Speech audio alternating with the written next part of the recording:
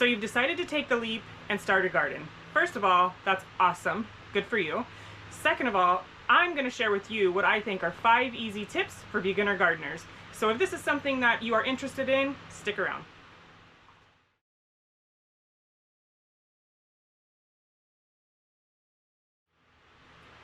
So the first tip that I'm going to give to you is, first and foremost, check when your last frost date is.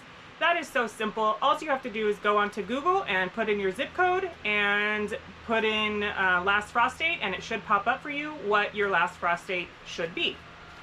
It's very important because you don't want to put your plants out too early, which then one frost will kill everything that you put out, and it's just good practice. And that is usually, at least for me where I live in San Diego, the last frost date is sometime in late March. So I am well past that time, so I am at this point good to go with putting in things in the garden. The second tip that I have for you is fertilization.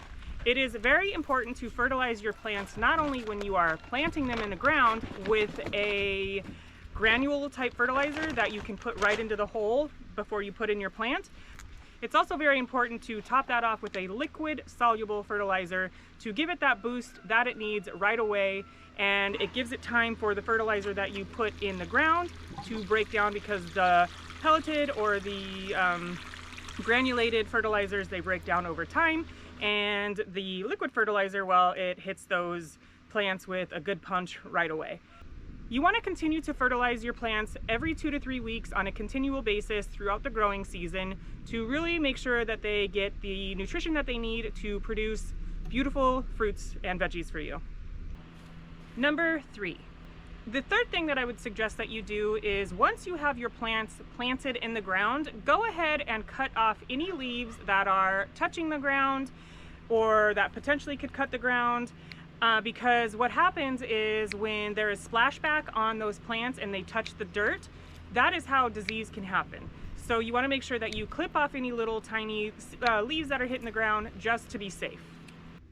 Tip number 4 is grow what your family will eat. There's no reason to start off with a huge garden. Maybe start with 1 or 2 or even 3 different plants. Maybe 1 tomato, 1 pepper, could be a bell pepper or a jalapeno, and maybe a bean or something. Just something that is very simple and manageable, or even a squash that you know that your family is going to eat.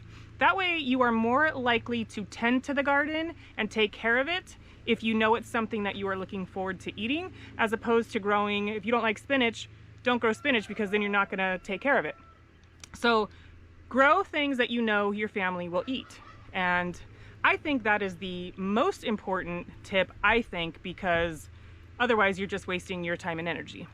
Now, the exception to that rule is if you eventually get into gardening and you want to try your hand at making homemade pasta sauces or salsas. Then you want to grow more that not only your family will eat, but that you can use in those recipes. And then you can learn to can if you want to, if that's something that you're interested in. But definitely for the first year or 2, just grow small, what your family will eat. Maybe the next year, add 1 more plant if you want to start making salsas or pasta sauces, things like that. And the last tip that I can give to a beginner gardener would be starting small. And this one goes hand in hand with only growing what your family is going to eat. Start small. Don't overwhelm yourself with planting way too many things and then just being so overwhelmed that you are over the garden.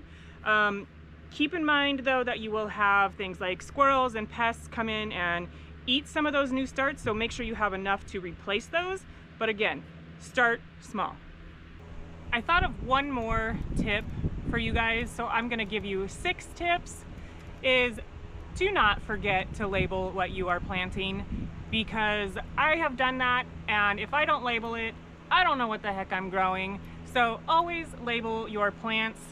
I got this garden marker and some labels off of Amazon for really cheap.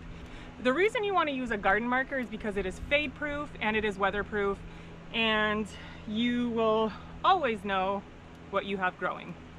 There are so many more tips out there for gardening, but I figured I would just start with the first 5 that I think are the simplest, things that you can start off with if you are a new gardener and you are intimidated by gardening. They're easy, simple steps, and you will be happy knowing that you are growing a garden that can then turn around and feed your family. So thank you so much for hanging out with me and watching this short little video. I hope it helps somebody out there and encourages you to start a garden of your own. Thanks for hanging out with me, and I'll see you next time. Bye.